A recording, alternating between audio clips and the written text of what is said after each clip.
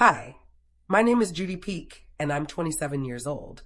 If you had asked me a year ago who I was, I would have said I was a woman in love, a bride-to-be, someone on the brink of her happily ever after. I used to believe in fairy tales. Not the Disney kind with castles and magic, but the ones you secretly hope for in real life.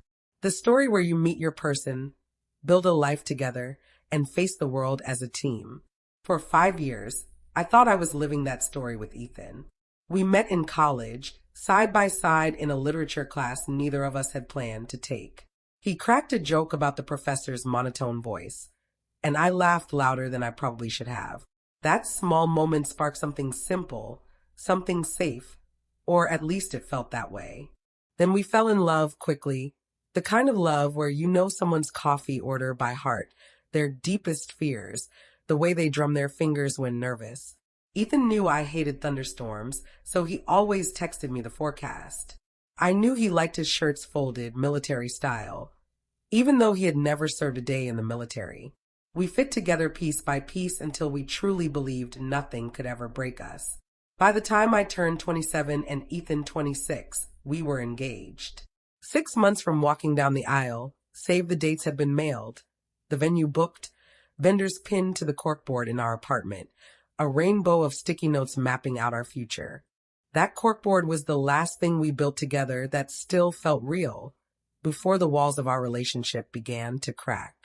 Looking back, the red flags weren't subtle. They weren't small, quiet warnings.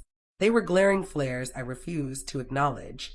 At first, it was tiny arguments over the budget, whether to invite distant relatives, how much his parents were contributing. That's normal, I told myself. Wedding stress, nothing more. Then came the silences. Ethan started spending long hours on his phone, grinning at messages I couldn't see.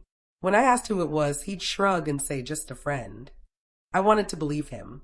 Trust had always been the foundation of our relationship, hadn't it? Questioning him would mean admitting the foundation might not exist at all. So I didn't push.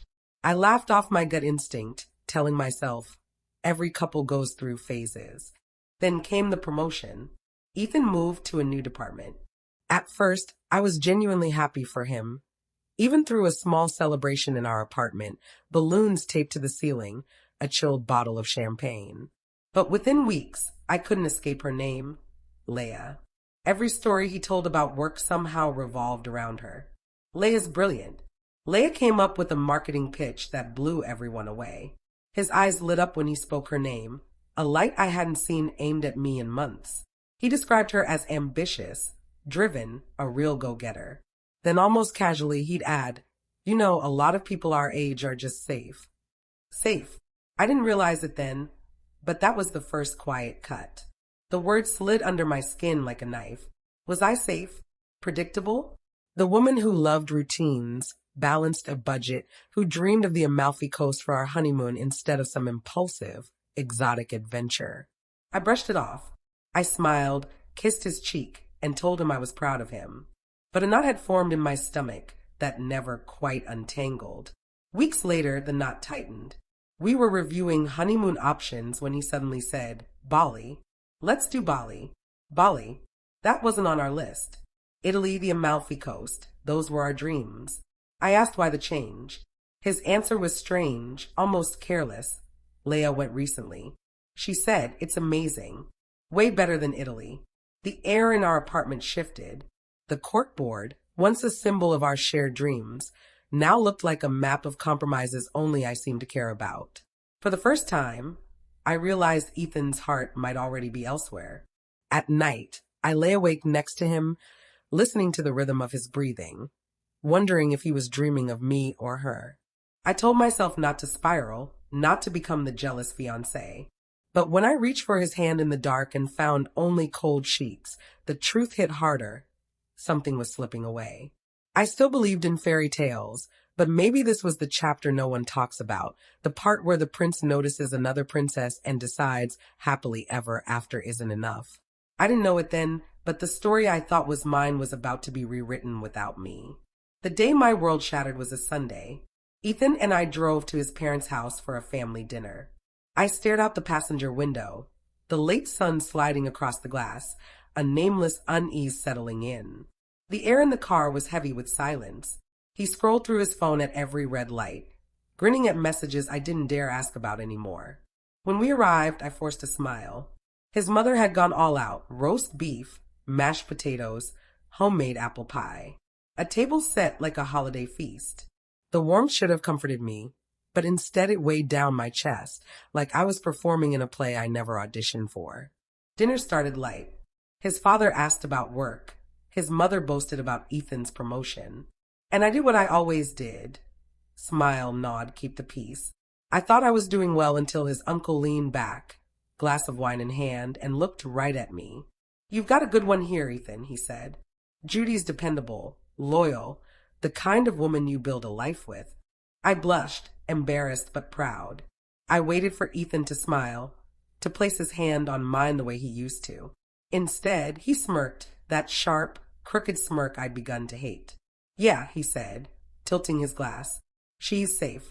The word hit me like a stone. His uncle chuckled, oblivious, but I felt it deep in my bones. Every nerve in my body froze. I turned to him. "What's that supposed to mean?" He leaned closer, voice low enough for only me, his eyes glinting with a cruel thrill. "It means you've got your life planned out. House in the suburbs, savings account, maybe 2 kids, and a dog. Secure. Predictable. Safe. That's a problem." He didn't flinch. He didn't soften. Instead, he laughed hollowly, then whispered words that froze the room around me. "I don't want safe Judy. I want more. That's why I've been seeing Leah." The world tilted.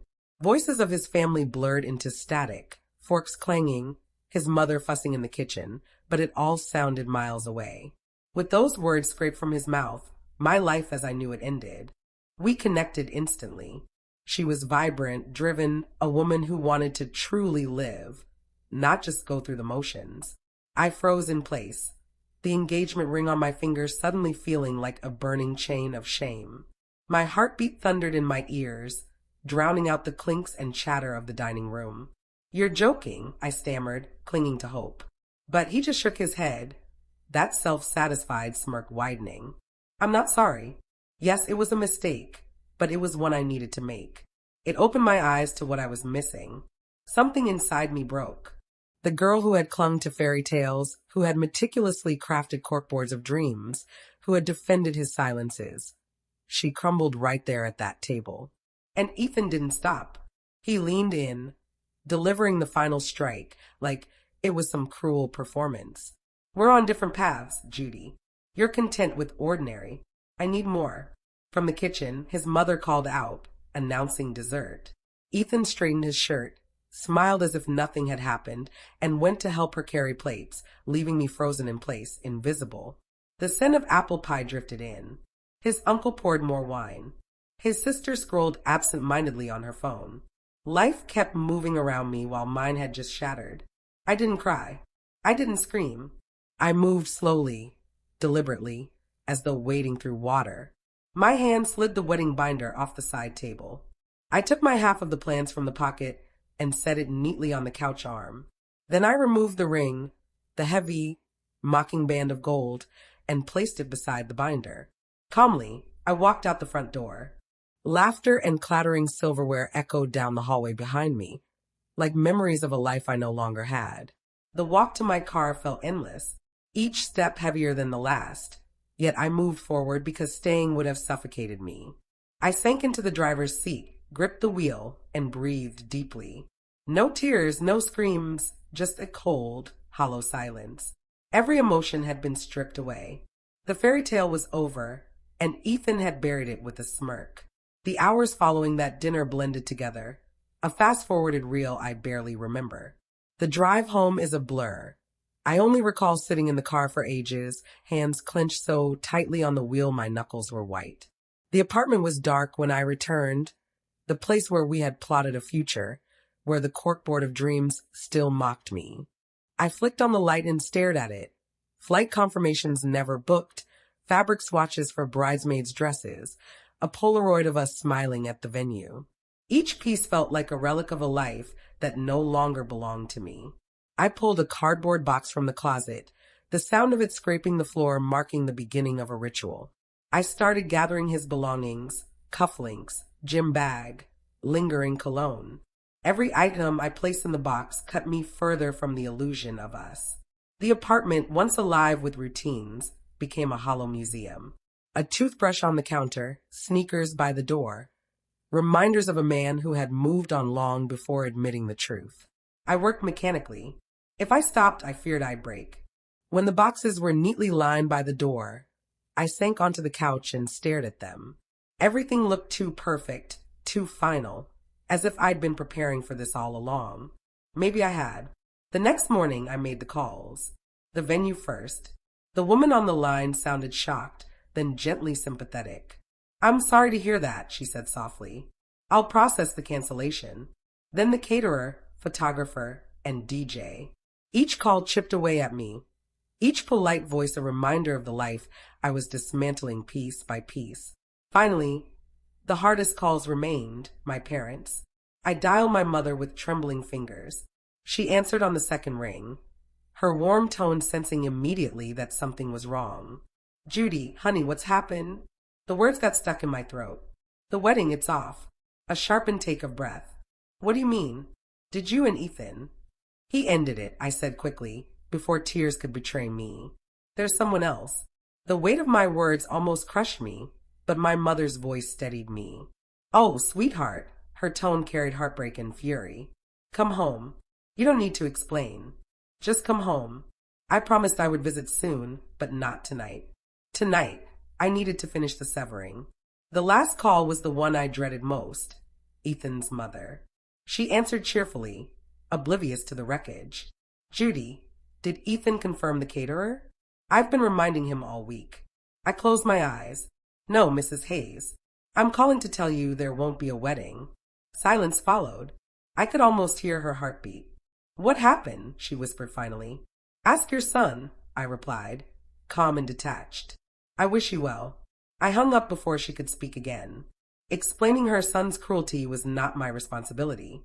That night, I sent Ethan the only message I would ever send him again. "Your things are at the door.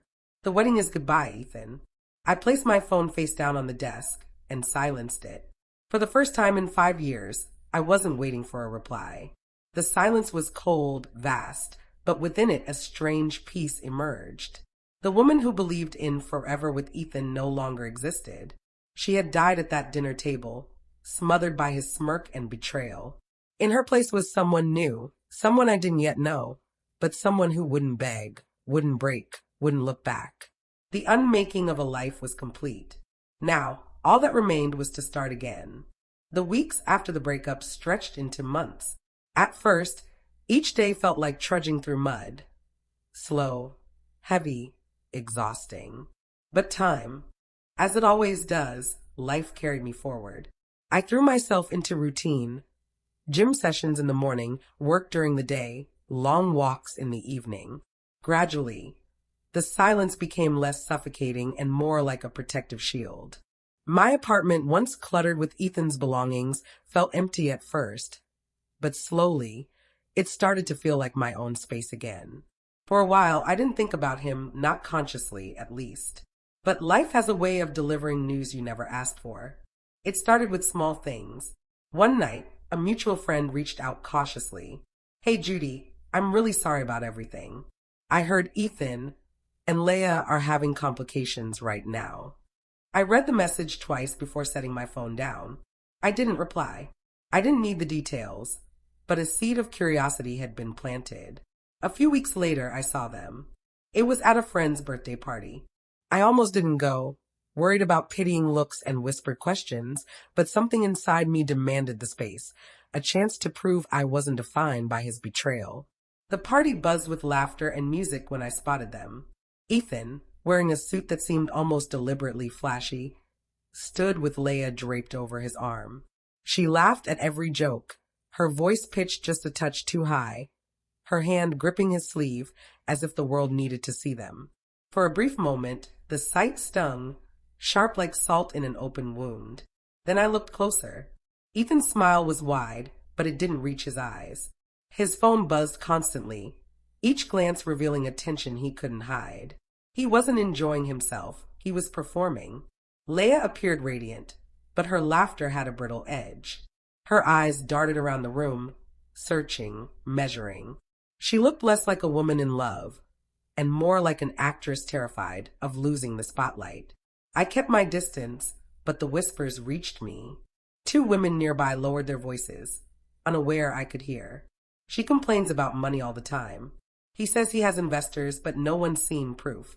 Their words faded as Leia passed by, her perfume lingering. But the damage was done. The cracks were visible. Later, I found myself on the balcony, inhaling the cool night air, trying to steady the storm inside. A friend joined me, hesitant. I know you don't want to hear about him, she began softly, but people are talking. He's living large, but no one knows how. It doesn't add up. I nodded silently, but inside something shifted. For months, I had carried the humiliation of being left behind. Watching them now, hearing those whispers, I realized the roles were reversing. They weren't untouchable. They weren't golden. They were fragile, standing on a glass floor already cracking beneath them. And me, I was still standing. For the first time since that devastating dinner, I felt something I hadn't dared to hope for. Not revenge, not triumph, but strength. The storm that once swallowed me was now circling them, and I observed from a safe distance, untouchable. It happened on a Thursday evening. I sat at my kitchen table, sipping tea after a long day, when my phone buzzed. At first, I ignored it. Then another notification came, and another. Texts, headlines, messages lighting up the screen like sparks in the dark. When I finally looked, the words hit like a punch to the chest. Local entrepreneur Ethan Hayes indicted for securities fraud. I froze, staring at the screen. The article didn't hold back. Ethan had been raising money for a company that didn't exist. Promises of investments, glossy presentations, fake contracts, years of illusions. The glamorous life that once seemed so dazzling was nothing but smoke and mirrors. Suits, trips, expensive dinners with Leia. It was all stolen from people who trusted him. And Leia's name appeared, too. Complicit, they said. Not as deeply involved as Ethan, but implicated nonetheless. The glamorous partner reduced to a footnote in a scandal. I set my phone down, leaned back in my chair, staring at the ceiling. No anger, no gloating, just quiet. It felt like a distant storm had finally broken, and I could only hear the rumble of its thunder. I thought back to that night at his parents' dinner table. The smug look, the way he refused to apologize, the way he called me safe, as if it were an insult. Now, safe meant freedom. Safe meant peace. Safe meant not standing amid the ruins of a life built on lies. The next morning, I walked to a cafe near my office. I ordered coffee and sat by the window, watching people hurry past, each with their own lives, their own secrets. For the first time in months, the air felt light. My phone buzzed again, friends, acquaintances, even people I hadn't spoken to in years. Everyone wanted to know if I'd seen the news. I replied to only one. Yes, I saw. I'm fine. Because I was. Ethan's collapse wasn't my victory. It wasn't my battle. It was simply the natural conclusion of the choices he had made. If you enjoyed this story and want more real-life dramatic journeys, don't forget to subscribe to my channel for updates and new videos. He built his life on a foundation that could never hold. Justice didn't arrive with flashing sirens or the clink of handcuffs that I witnessed. It came in headlines, whispers spreading like wildfire. I didn't need to take revenge. I didn't have to lift a finger. The world had done it for me. As I sipped my coffee, a feeling I hadn't experienced in ages washed over me. Relief. Not the desperate kind that prays for someone's return, but the steady, unwavering kind. The kind that settles in when you finally know the storm that once consumed you has passed, and this time, it isn't coming back. The fairy tale he abandoned me for had turned into a nightmare. And I was awake. It began with a single text. Hey Judy, I know this is a long shot, but it's me. I'm sure you've heard about what happened. Things are really bad right now. I need someone to talk to. I stared at the screen, my thumb frozen for a moment. I felt the old pull, the reflex to offer comfort, the woman I once was who soothed him in failure, who swallowed half-truths, who believed him. But that woman was gone. I set the phone down. No reply. The next day, another message. Then another. I feel so stupid. I made a mistake, Judy. I'm so sorry. You always listen to me. Can we talk? The words rang hollow. They weren't apologies for betrayal. They were a plea for a soft landing, someone to catch him now that the world had turned its back. I ignored them. Silence became my answer. Days later, the tone changed. Are you just going to ignore me after everything? I thought you were a decent person. I know you're seeing these. This is low, Judy. Real low. I almost laughed at the absurdity. He had cheated, humiliated me, destroyed our future with a smirk, and now my silence was cruelty. Still, I didn't respond. But Ethan didn't stop there. He found another way in. One evening, my phone rang. My mother's name lit the screen. I answered immediately, heart pounding. Judy, honey. Her voice trembled uneasy. Ethan called me. My blood ran cold. What did he say? He was crying. Said he'd made a terrible mistake, that he's lost everything. He begged me to tell you he's changed, that he's learned his lesson. I inhaled slowly. Desperate, that's exactly what he was. Mom, I said firmly, he's trying to use you to reach me. Don't speak to him again. This isn't our burden, it's his. Her breath hitched. I didn't know what to say. Say nothing, I replied, steady. Block his number. Don't let him drag you into this. I've moved on and you need to too. Silence. Then her voice softened, full of pride. You've become so strong, Judy. I'll do as you say. I hung up and sat in my apartment, hands folded, calm in the quiet. Ethan's world had crumbled and he was clawing at the wreckage, trying to pull me back with him. But I refused. Every unanswered text, every ignored plea, every boundary I held became a brick in the wall between us. Behind that wall, I was building something new, something mine, something that would never again include him. It all shifted on a night meant to be ordinary. Daniel and I had plans to try a new restaurant downtown, buzzing with reviews. Hand in hand, we laughed at something silly he'd said in the car. For the first time in what felt like forever, I felt light, free. And then I saw him, Ethan, alone, sitting at a small table near the entrance. No suit, no confident smirk, just a man hunched over his phone, pale, hollow-eyed, smaller than I remembered. My steps faltered. Daniel squeezed my hand. You okay? Yeah, I'm fine, I whispered. We were seated across the room. I told myself not to look, but when I glanced up, his eyes found mine, wide, shocked. He saw Daniel. He saw my smile.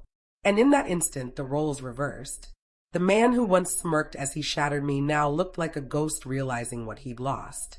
Minutes later, he approached, hesitant. Daniel noticed. Do you want me to? No, I said softly. Let me handle this. Ethan stopped at our table, hands trembling. Judy, can I talk to you? Just for a minute alone. I gestured to Daniel. Ethan, this is Daniel. Daniel, this is Ethan. Ethan flinched at the formality. Please, he whispered, leaning closer. Things are bad. Ila's gone. My family won't pick up the phone. I'm so alone. I miss you. I miss us. I studied him.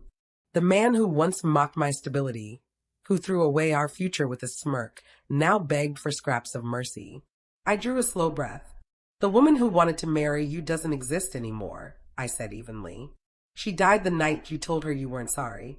The woman standing here now has a new life, a new plan, and she's never been happier. He tried again. Judy, please, desperate raw. I understand. I cut him off, voice final. And I genuinely hope you find what you're looking for. But it isn't here, and it will never be with me. The restaurant buzzed around us, glasses clinking, quiet laughter, hum of conversation, but between us, silence stretched sharp, unyielding. Ethan opened his mouth again, but no words came. Shoulders slumped, eyes glistening, he finally realized the cost of his choices. I turned back to Daniel, resuming our conversation as if Ethan had vanished. My voice calm, steady, warm. After a long pause, Ethan stepped back, lingered, and finally walked away. I didn't watch. The chapter was closed. I was done rereading it. That night changed me. I had braced myself for years against Ethan's ghost, his betrayal, his shadow. I feared I would always ache, always wonder. But as he walked away broken, I felt nothing. No anger, no longing, not even pity. Just freedom. For so long, I thought strength came from confrontation, from screaming, demanding answers, making him feel the pain he caused. But in the end, my silence spoke louder than words. My refusal to return, my refusal to dignify his pleas, that was my revenge. And it was enough. In the weeks that followed, laughter returned. Daniel and I explored new restaurants, took weekend trips, filled our days with small, ordinary joys that felt extraordinary because they were ours. Friends noticed. I seemed lighter, my smile brighter. They were right. Sometimes I remembered not the love, not the pain, but the lesson. I had once believed that fairy tales ended when someone chose another over you, that betrayal was the final page. But the truth? The real ending comes when you stop letting their choices define your story. When you reclaim your voice. When you build your future. When you realize that safety was never weakness, it was strength. Ethan's world fell apart, and I wasn't there to catch him. I wasn't there at all. His story wasn't mine to live. My story is here, in this moment, in every step I take with Daniel. And for the first time in a long time, I am free. The past is a ghost, and I don't chase ghosts anymore. If you found this story empowering, make sure to subscribe to my channel for more journeys of strength, growth, and freedom.